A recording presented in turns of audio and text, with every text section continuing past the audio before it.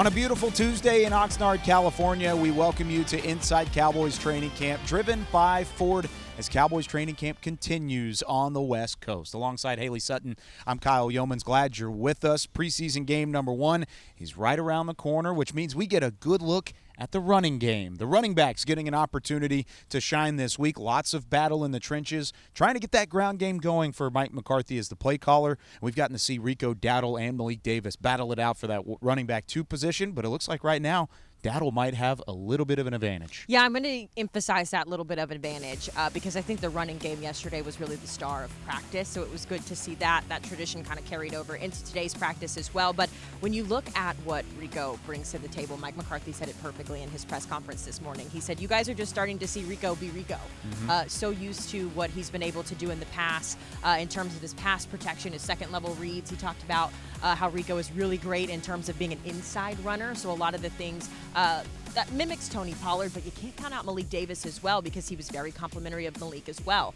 He complimented his offseason work, his ability to build on his route running ability, those bursts of speed that you look forward to when you see Tony Pollard. So really, I think both of those it's neck and neck. It is neck and neck, and there's still plenty to be decided because, of course, preseason games give the best look at the running back position. But you talked about how on Monday and really even Tuesday, the running game was the star of practice. I think Tyler Smith could also argue he was the star of the running game throughout practice. And the second-year player out of Tulsa, first-round pick in 2022, he continues to show improvement. He continues to show a teamwork mentality as well, both things that Coach Mike McCarthy loves. You can't understate enough Tyler Smith's ability to roll with the punches in his first 2 seasons here as a Dallas Cowboy. He comes in thinking he's going to play one place, and they say, never mind, we're going to stick you on the other end. He's constantly bounced around, and he's done it all at the same time, not only at a high level, but with no complaints. He steps in. He learned from Tyron Smith a lot as well last year, I think, and you're seeing that growth continue to show.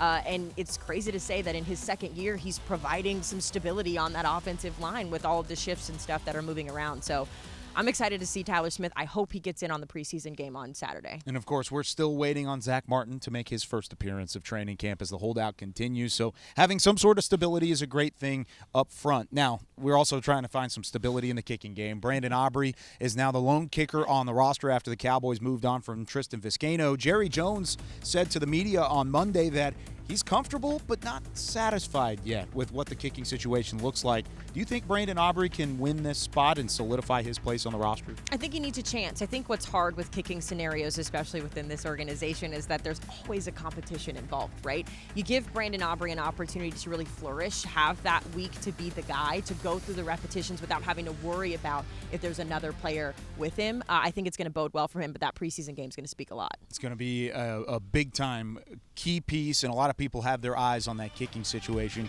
going into preseason week number 1 against Jacksonville. But when we come back, lots of eyes on the quarterback position as well. What are the expectations for Will Grier and Cooper Rush as they go into the preseason? Inside Cowboys Training Camp, presented by Ford, is brought to you by AT&T, official sponsor of the Dallas Cowboys. Sleep Number, the official sleep and wellness partner of the Dallas Cowboys. And by your Texas Ford dealers. Ford is the best in Texas. Go Cowboys!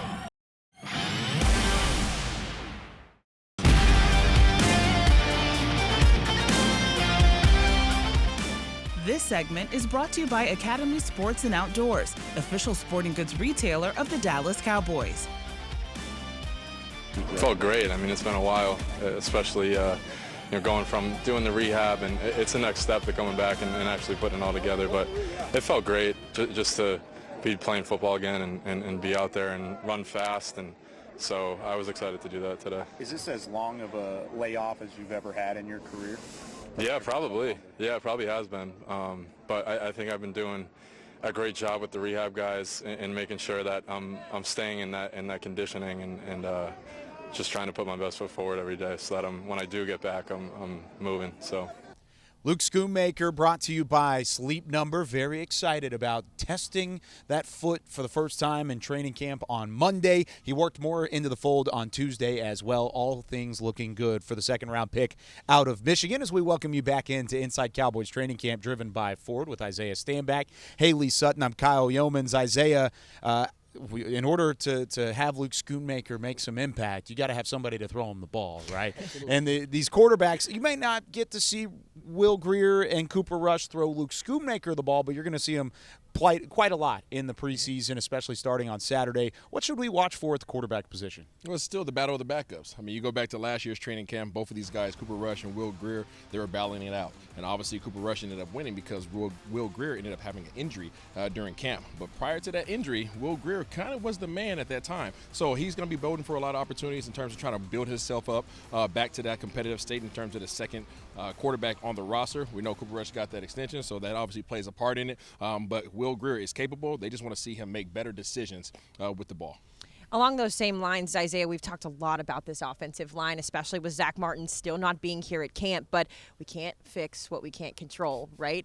So when you're evaluating this offensive line, looking at the tackles position specifically, how does this bode well for some of these younger guys trying to make the team? Well, it's almost like the Cupid Shuffle going on right now on the offensive line. So you go over to the outside, you got Chuma Edoga that's working in there. You have Terrence Steele that's trying to work back. Tyler Smith still bumping back and forth from the inside to the outside, obviously giving him that dual threat ability.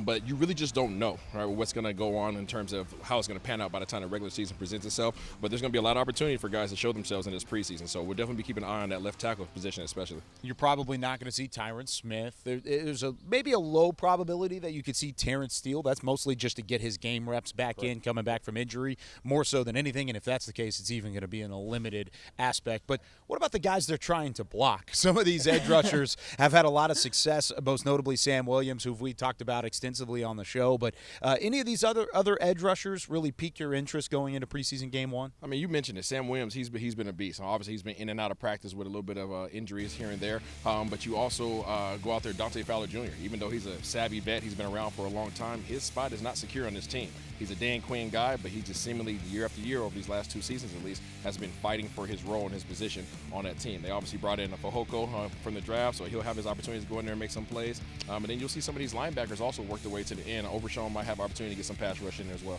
Dante Fowler Jr. with 6.5 sacks last year. He came out and actually he played well in his first season with Dallas, so something to keep an eye on going into year number 2. Now, plenty more to talk about with this preseason game, but we're gonna have to wait to talk with you during the preseason game. You're going back to Dallas, but you can catch Isaiah on preseason coverage number 1 against the Jacksonville Jaguars, 4 p.m. Central Time kickoff, and of course, countdown the kickoff with Hailey Sutton will start at 3 p.m. Central. All the kickoffs. All the kickoffs. How about that? On Saturday, should be a whole lot of fun from AT&T Stadium. When we come back, though, can Deuce Vaughn have some success at AT&T Stadium? And is there a special teams role on the table for the rookie? This segment was brought to you by Academy Sports and Outdoors, official sporting goods retailer of the Dallas Cowboys. Go Cowboys!